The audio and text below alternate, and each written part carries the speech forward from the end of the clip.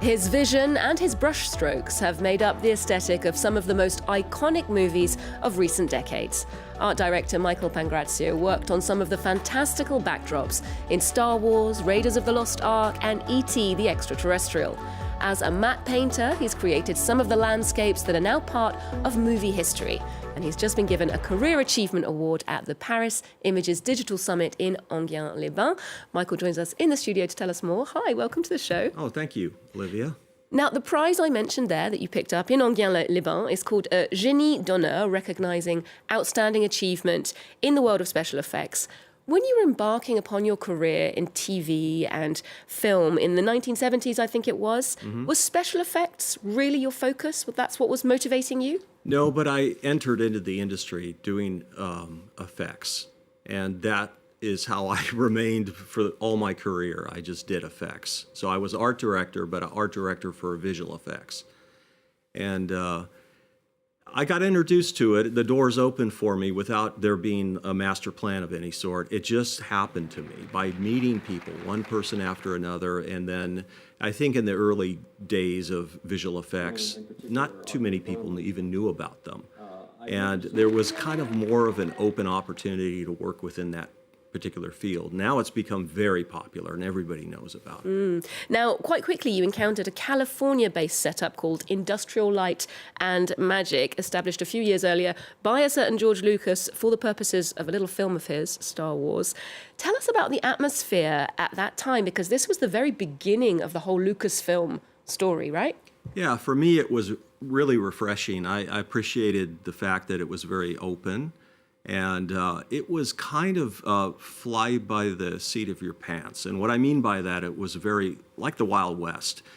There wasn't a lot of supervision going on, and we just communicated the different disciplines that it takes to make a film, the teams, categories. We all communicated with each other directly.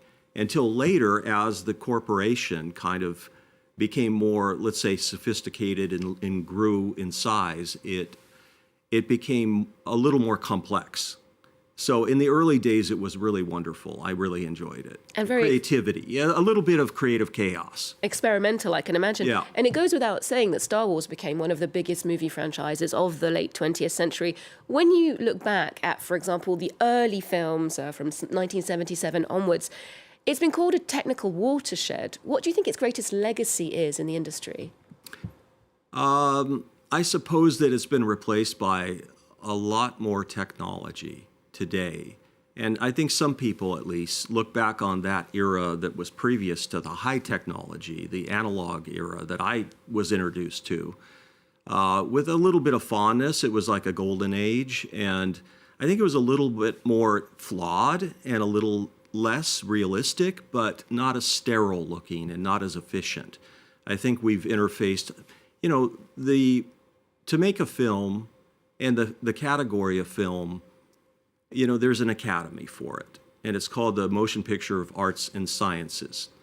And those two things are very important. And they go together, the technology with the artistic.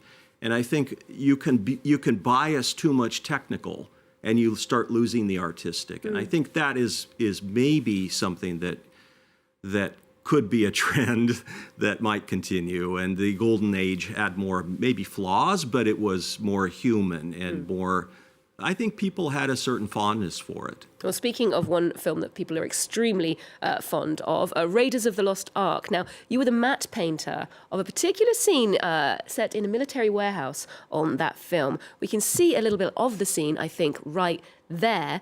First, can you just tell us what a matte painter does? Well, a matte painter pretty much saves money for the production because instead of having to go to find a location, let's say in the case of the warehouse, which is a good example, you don't have to send a whole crew out there. What you do is you send a crew to a soundstage and you shoot this man that is pushing the crate in isolation, which is very inexpensive and efficient. And then you give it to somebody like me who would paint the rest of the scene in. And so about 85, maybe 90% in this particular scene is painted. And what you're paying for is just one person compared to a whole crew going out on location, having to light a building like that inside so it would be acceptable for the shot. prohibitively expensive. So it saves money. But even painting that scene was extremely complex for you. I believe it took a very long time. Yeah, I think it was about 3 months because there's a lot of boxes. There's a lot of testing that goes on with doing this, and approvals too. You have a hierarchy of approvals. Yeah. And so when we're talking about the aesthetics of these kind of films, they're so visually distinctive. Raiders of the Lost Ark, Indiana Jones and the Temple of Doom. There's a signature style there. What were you taking reference from? What were you inspired by? Well, there is a production designer, and then he influences or she influences the rest of the film. And so I'm isolating categorically 2 types of parts of the film. One is pre-production, which the production designer would then basically have an influence over how things look. And then I have to conform to that because most of my work is in post-production after it's all filmed. So I'm looking at that as a discipline, saying I need to fit within that range of style. And so my work doesn't look out of whack or out of nature to the rest of it. So you've got to master that visual vocabulary. Yeah, you have to be disciplined about it. Yeah. Now, you went on to provide visual effects for other directors via your own company later in your career, people like Martin Scorsese, David Fincher. I was wondering, what was the most challenging request that you ever got? Something that you thought, wow, how are we going to bring this to the screen? Well, it was actually Steven Spielberg, if you don't mind me going out of the categories that you mentioned. And it was for Empire of the Sun, and it was a stadium shot. And there was a crowd of refugees going into this from an aerial, very wide shot. Yep. And I didn't feel comfortable painting it, 100% painting, basically. And this has to remain on the screen for a long time. And people scrutinize it, and it breaks down the credibility of it. So I had a discussion with Steven after I showed him what I did, and he was a very kind man. He is a very extremely kind filmmaker. And he said, Michael, that's not your best work. So we went back to the drawing board and we fixed it, and we supplemented the shot and the strategy of the shot, and we were successful in it. But that's an example of how I felt I couldn't even do it because it was 100% painting. It's a very difficult request. Huge amount of pressure, in terms of the place in the story as well. So when you were working in the art departments of these films in the 1980s, technology was moving at a very fast pace, but there was still painting, drawing, things being done by hand. I think today you'd be hard pushed to find a paintbrush in an art department. How do you see the arrival of artificial intelligence in movie productions? I think it's a very interesting question, and I think it's profound. And I think the change is going to be profound. It's like an industrial revolutionary change in terms of being significant. I don't think people know what's about to happen with it. And I don't think the dialogue is really up to what I think is going to be revealed soon. And what I mean by that is that I think it's going to do a lot of replacing of human labor, thought, and the established order of what we've been used to relating to each other with, over evolving over, culture over centuries. I think there's going to be the imposition of something that is absorbed everything that we have let it absorb. It's been programmed by us in a way by interacting with it, and it's absorbing all of that. And I think it's going to replace a lot of concept work. It's going to replace a lot of special effects work and movie making. And on the one hand, it's going to make it easier for younger people and people that don't have the funds to be able to express themselves and get into film. AI is going to be kind of beneficial to that. But there is a dark side to it, too, about human labor and the replacement of it. Do you think creativity might take a hit? I do, because I think it's going to be programmed to... the algorithms are going to be programmed for beauty, for composition, for the right lighting. I think you can quantify those things and make them, ones and zeros, basically, and program that in. And I think that's going to replace judgment. I think people are going to, it's like the spell check when you're typing, and you're spelling something wrong, and it will spell it correctly for you, or it will ask you, pull down and put the correct.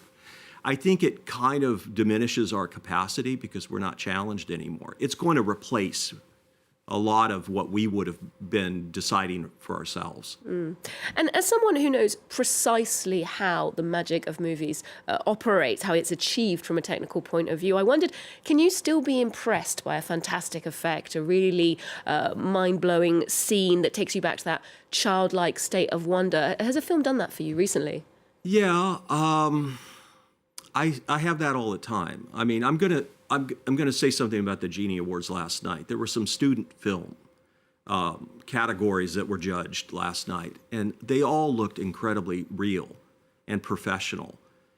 And it surprised me how the high quality of work, and young people are producing this. They're students, and they're producing very extreme, complex scenes that otherwise would have been done by, in an old-fashioned way, a huge production company. And they go up on stage, they won for a particular sequence that they presented, and there were like 6 people there, 6 young people. So this is kind of the technology, that kind of amazes me. Okay, well, that's good that it still has the power to it does. astonish you. Yeah, it does. Well, finally, we asked you what was on your cultural radar, and you actually pointed us in the direction of a museum here in France, in eastern France, the town of Nancy, an Art Nouveau gem in the form of the Villa Majorelle. Why are you such a fan? Well, I opened a book when I was younger, and it was Louis Majorelle's work, and it captivated me. I had never seen anything like it. And I thought, here's the synthesis of nature and art. And I could see him submitting himself as a discipline to the beauty of nature and replicating its forms, but making them practical to live with. Hence his house and the furniture and, all the disciplines, ceramics and woodworking and just the decorative arts generally. And I've always been impressed since then. And I got a chance to go years ago, about 30 years ago, to the Majorelle house, and it had not been restored yet. And I got a chance to tour it. And I saw that it needed help. It needed to be restored. And then last year I went after the restoration, and it was beautiful. Yeah. And it was very gratifying to see that they had taken it, restored it, preserved it, and given it the attention it deserved. It really is a very much an underrated gem here in France. Well, thank you very much for the tip, Michael, and thank you very much for joining us today. We'll leave you with a glimpse of some of those sumptuous interiors and architectural details at the Decorative Arts Museum in Nancy, which is open to the public if you're in the region. Otherwise, do check in with us next time here on Arts 24 for more arts and culture. There's more news coming up just after this.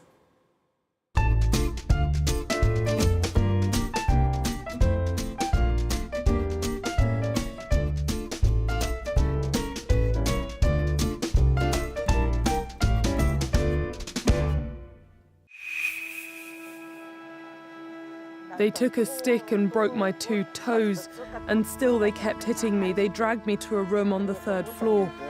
Between 1932 and 1945, the Japanese army held women and young girls captive as sex slaves. They are better known under the sad euphemism comfort women. You couldn't talk about this before, because if you did, others would bully and scorn you. Although these women have been hurt, many choose to bury their pain and not let others know because of traditional Confucian culture here in China. There is now a race against time to hear their stories, as only 8 Chinese victims remain. Watch China's Forgotten Comfort Women, revisited on France 24.